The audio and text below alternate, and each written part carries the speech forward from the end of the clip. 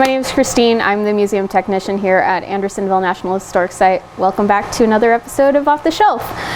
So with it being the 80th anniversary of Battle of the Bulge, we wanted to do a special episode highlighting a few objects from a POW who was actually captured during the Battle of the Bulge. So before we kind of dive into the collection, let's do a quick rundown of what's happening during this time to kind of set the scene. So before D-Day, German camps were run by the German Air Force, or Luftwaffe, and prisoners would receive their Red Cross packages, and since many POWs were also pilots or air crew, there was a kind of mutual respect between the German Air Force and captured Allied POWs. After D-Day, and in particular the last 6 months of the war, conditions changed dramatically for American POWs. The SS, who followed a much more extreme ideology, take control of the German prisons, and in addition, advancing Allied forces, the US and Britain in the west, and then the Soviet forces in the east kind of begin putting pressure and strain on the German prison system. As Allied forces then move into Germany, the German prison officials shuffle around prisoners to different camps in a series of forced death marches. The advancing Allied armies and bombing raids into Germany itself also caused a lot of food shortages and transportation difficulties. Because of this, German prison guards begin stealing Red Cross parcels that were meant for Allied prisoners.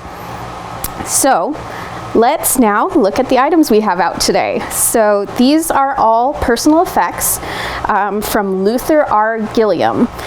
Luther Gilliam was an Army Staff Sergeant, part of Company C, the 393rd Infantry Regiment, which is a part of the 99th Infantry Division.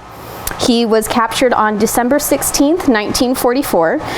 Gilliam was one of 23,000 Americans captured during the Battle of the Bulge, which lasted from December of 1944 until January 1945. Gilliam was a POW at Stalag 13D, which is located in Nuremberg, Germany. He was also held at Bavaria 49-11 and also Offlag 73. There is the possibility, given the research that we've kind of come to find, that these may have all been the same place, or they were very close to each other. They were relatively in the same area.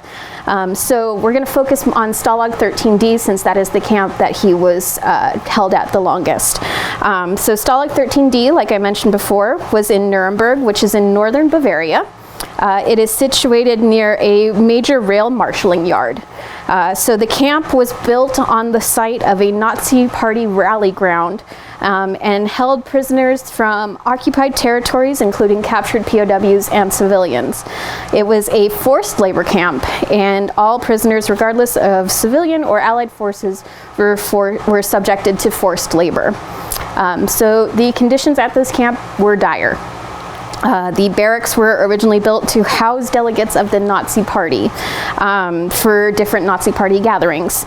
There was no room for exercise, there was no supplies, nothing to eat off of, and nothing to eat either, because at this point, you know, we are also seeing the German prison guards taking Red Cross parcels. So instead, the rations that would have been given to American POWs would have been German rations, and those consisted of 300 grams of bread, 250 grams of potatoes, and some dehydrated vegetables and a little bit of margarine.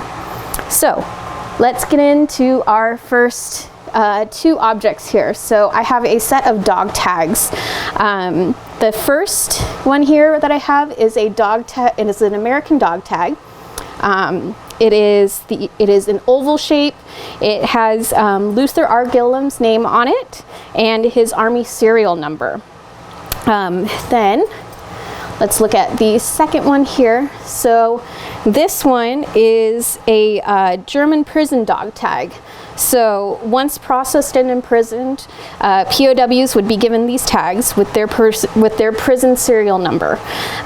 Their identity as an American soldier was no more. and instead replaced with their number on their POW tag. You can kind of see the difference in the shape versus the American dog tag. While as the American dog tag is this oval shape, this one is a square. And with the American dog tag, you know, we have the service member's full name, their Army serial number, and instead with the German tag, we only have the camp, which in this case is Stammlager 13D, or Main Camp 13D, and then their prison ID number. So the prison ID number would have been what Luther Gilliam would have been referred to by while he was imprisoned at this camp. So the next thing we have is this very interesting little booklet. So this is an address book that Gilliam kept while he was a POW. You can see that it is numbered on the sides here. He numbered these, numbers 1 through 43 were all numbered while he was imprisoned at the camp.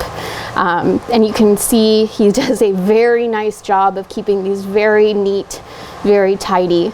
After he is liberated, it kind of changes, and instead, you know, we've got a little bit more loose in the writing and in the in the style, and also even in the space that is being taken up. While he was a POW, you can see that he was trying very, very hard. See if I can go back to a page. There we go.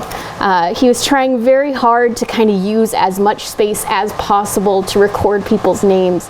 And then once he's liberated, it's a lot more free, and we're not as worried about, you know, making sure that we use every single space to record people's names.